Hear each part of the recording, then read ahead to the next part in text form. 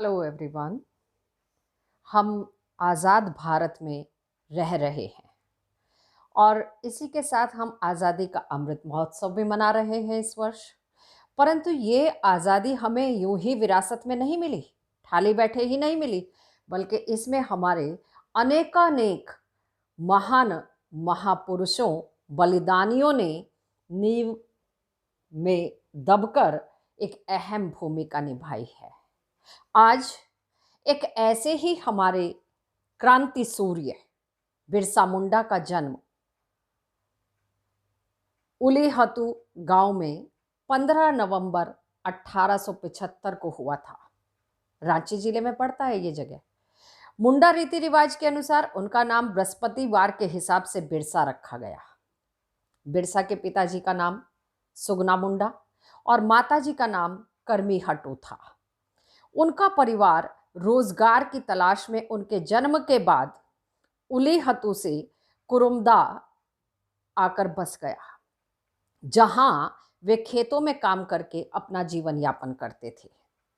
परंतु परिवार का गुजारा भलीभांति नहीं हो पाता था, इसीलिए उनका परिवार और अधिक ताकि आराम से जीवन यापन कर सके दूसरी जगह बंबा में जाकर बस गया।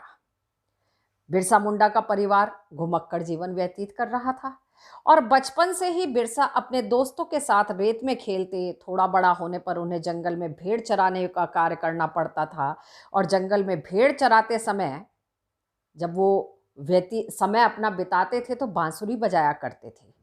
कुछ दिनों बांसुरी बजाने में वो बड़े पारंगत हो गए, कुशल हो गए और उन्होंने कद्दू से एक तार वाला वादक यंत्र तुईला बनाया था, जिसे वो बजाया भी करते थे।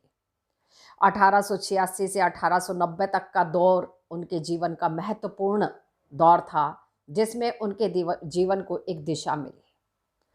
उन्होंने ईसाई धर्म के प्रभाव में अपने धर्म का अंतर समझा और उस मत्स्य सरदार आंदोलन शुरू हो चुका था। इसीलिए उनके पिता ने उनको स्कूल जाना बंद करवा दिया, क्योंकि वे ईसाई स्कूलों का विरोध कर रहे थे। अब सरदार आंदोलन की वजह से उनके दिमाग में ईसाइयों के प्रति विद्रोह की भावना प्रबलता से जागृत हो गई। बिरसा मुंडा जी भी सरदार आंदोलन में शामिल हो गए और अपने पारस्परिक रीति रिवाज के लिए उन्होंने लड़ना शुरू कर दिया, या यूं भी कह सकते हैं कि अपने अधिकारों के प्रति उन्होंने लड़ना शुरू कर दिया। अब बिरसा मुंडा आदिवासियों की जमीन छीनने वाले लोगों को, ईसाई बनाने वाले लोगों को, युवतियों को जो दलाल उठाकर ले जाते थे, दुर्व्यवहार करते थे, उन्हें वो जब अपनी आंखों से देखते थे तो उन्हें इसके प्रति बहुत आक्रोश होता था और उनके मन में एक कहना चाहिए विरोध का प्रबल स्वर जागृत हो गया। अब वे अपने विद्रोह में इतने उग्र हो चुके थे कि आदिवासी जनता उन्हें भगवान का रूप दे गई और आज भी आदिवासी जनता बिरसा जी को भगवान के रूप में जानती है, पूजती है। उन्होंने धर्म परिवर्तन का प्रबल विरोध किया और अपने आदिवासी लोगों को हिंदू धर्म के सिद्धांतों को बहुत ही इच्छा शक्ति के साथ, दृढ़ता के साथ समझाया कि हमारा धर्म ही सर्वोपरि है। अब उन्होंने अंग्रेज सरकार के खिलाफ नारा दिया, रानी का शासन खत्म करो, हमारा साम्राज्य स्थापित करो। उनके इस नारे को आज भी भारत के आदिवासी इलाकों में याद किया जाता है। अंग्रेजों ने आदिवासी कृषि प्रणाली में बदलाव किए, जिससे आदिवासियों को बहुत नुकसान उठाना पड़ा। 1895 में लगान माफी के लिए अंग्रेजों के विरुद्ध उन्होंने मोर्चा खोल दिया। मुंडा ने किसानों का शोषण करने वाले जमींदारों के विरुद्ध संघर्ष की प्रेरणा भी लोगों को दी। यह देखकर ब्रिटिश सरकार ने उन्हें लोगों की भीड़ जमा करने से रोक दिया। बिरसा का कहना था कि मैं तो अपनी जाति को अपना धर्म सिखा रहा हूं। इस पर पुलिस ने उन्हें गिरफ्तार किया, प्रयास किया, लेकिन गांव वालों ने उन्हें छुड़वा दिया। शीघ्र ही वे फिर गिरफ्तार करके 2 वर्ष के लिए हजारीबाग जेल में डाल दिए गए।